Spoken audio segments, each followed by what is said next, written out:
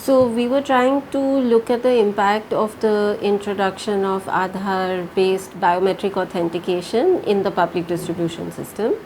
And we find that there are two sets of people. One is those who are successfully able to use this system, and they're able to use the POS machine, the point of sale machine, to buy their rations. And then the other set is those who are kicked out of the system because either because of connectivity issues or fingerprint issues, they're not able to transact in the current system. So talking about the first group first, which is those who are successfully using it, these numbers are quite large. The majority of them are somehow managing to transact successfully, but there are two main problems for these people as well. The first is that transaction costs for getting the same entitlement have gone up. So earlier they could go to the shop and buy, and anyone from the family could go and buy these grains. Now for the same amount of grain, sometimes they have to go 2 or 3 times because they're told tower nahi hai or electricity nahi hai. And if that happens, then the POS machine will not work and they will not be able to transact. In other cases, you may find that the only person whose fingerprints work is not in the village at the time that the shop opens. So again, people are left high and dry. So that's one set of issues, that even though on paper they are shown as successfully using the system, in fact the costs of navigating the system have gone up for these people.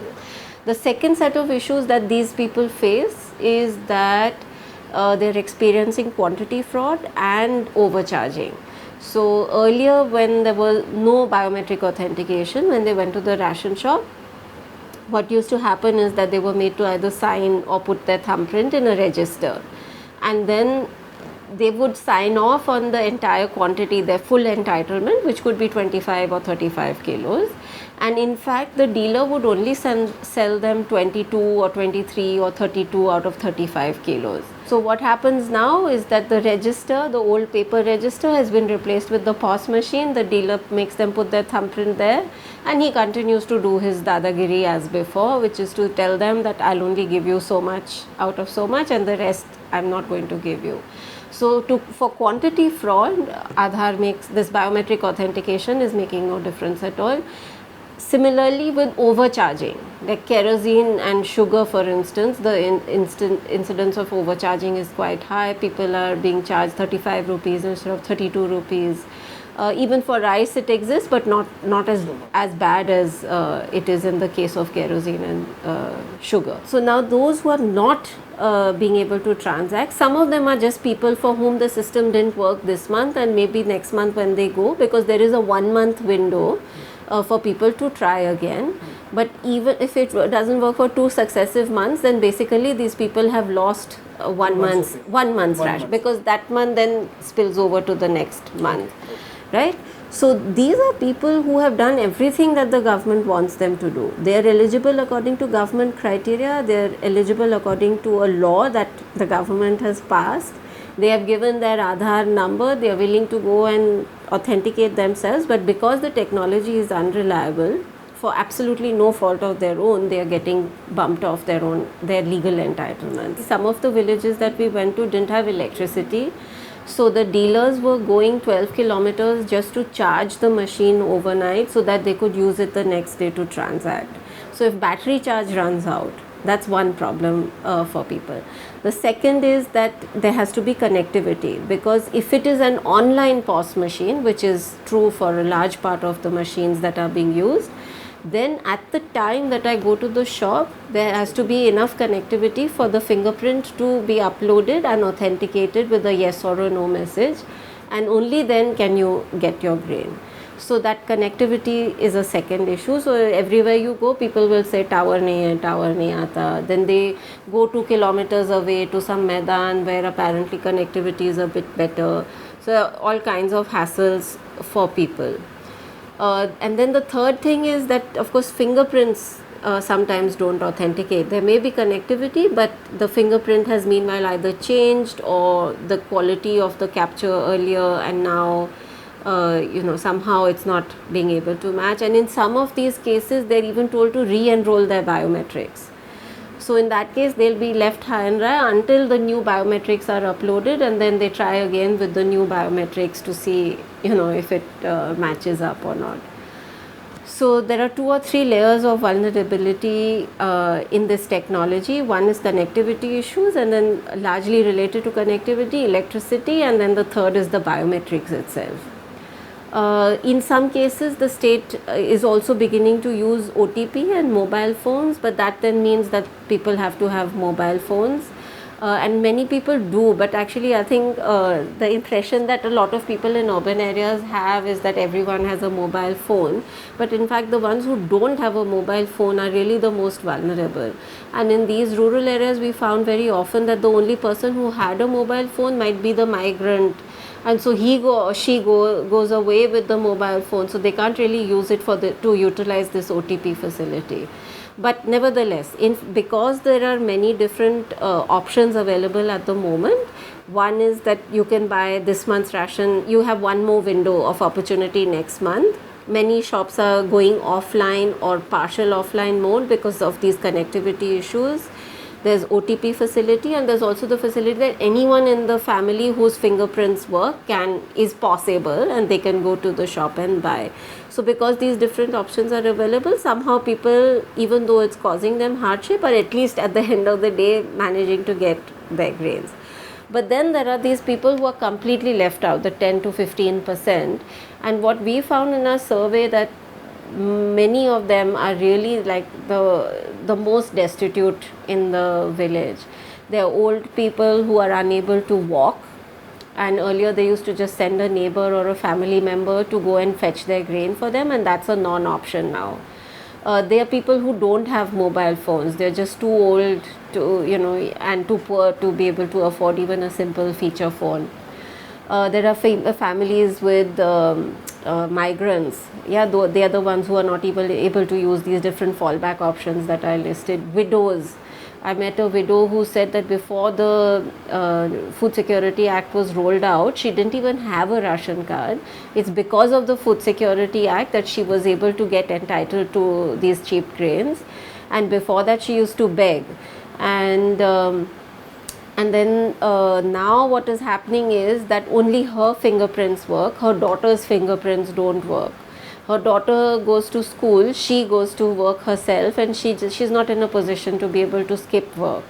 So she says that I can't even send my daughter to go and buy, and I have to skip work just to be able to transact at this shop. So, for people like them, missing even a single day of work is really it's almost a non-option. Some of them are teething problems, it's true, but the system has been in place for a whole year in Ranchi district, and we're seeing these problems even in Ranchi. Yeah, that's number one. The second is, these are teething problems, all right, and maybe a lot of them will go away, but what are you achieving meanwhile? You're not achieving a whole lot, because quantity fraud is continuing as before. See, the government has been saying all kinds of things about identity fraud, but in fact they have never been able to come up with any reliable numbers of this kind of identity fraud, which can potentially be solved by the use of biometrics. Yeah, so the list of ration cards that is currently there since 2015, which predates Aadhar, by the way, is based on the socio-economic caste census, and that census operation gave us a pretty clean list of households. We in our survey did not find many instances of duplicate households or we found a few duplicate names, like my name may be on my own in my in-laws house, but also continues in my natal village. Yeah, but this is like minuscule. Like in a survey of 1,000, we found maybe 5 or 6 such cases. So to solve this ant scale problem, what the government is doing is deploying elephant scale technology, and meanwhile it's causing a lot of hardship to people. And I think what's even more scandalous than these duplicate names that manage to creep it, not because people have the intention to defraud the system, but because these are just human errors. Yeah, you don't have a system that's dynamic enough to take care of deaths and births in the family, so that kind of thing. The extent to which that the lists are not reliable is because your system is not administratively capable enough to handle this dynamic updating of lists. Yeah. But in the dynamic updating of lists, while it's allowing a few dead people to continue, is also not taking into account many new children who are born. Yeah, many new daughters-in-law who come into the new household. So it is leaving out a lot of people also. And I think the exclusion errors are still much higher than the sort of identity fraud that the government likes to keep talking about. Mandatory Aadhar in the PDS is definitely causing a lot of hardship to people without really giving much in return. See, if there was a big gain in terms of weeding out duplicates and ghosts and reducing quantity fraud, then people would say, okay, we'll bear it with a smile, and this is ultimately something that's going to benefit us. But the quantity fraud that they experienced 6 months or 2 years ago is continuing exactly as before. So they're saying like, why are you making us jump through all these hoops to get exactly the same thing, but in a sense at a higher price, because now we made 3 trips a month or 2 trips a month for the same. So there are bits of this technology that we have been arguing for a whole decade. Yeah, so we have been saying that you need to computerize the whole management system, the ration card management system. Even the POS machine itself is a desirable feature because it allows the updating of all monthly sales and making it available. But all that can happen without the use of Aadhar. Aadhar is superfluous, right? So you don't need to do fingerprint authentication. You could very well have managed with OTP, which is a facility for the family, because at least with where there is someone vulnerable, you can give it to somebody else and they can fetch your ration for you if you trust them enough with your mobile.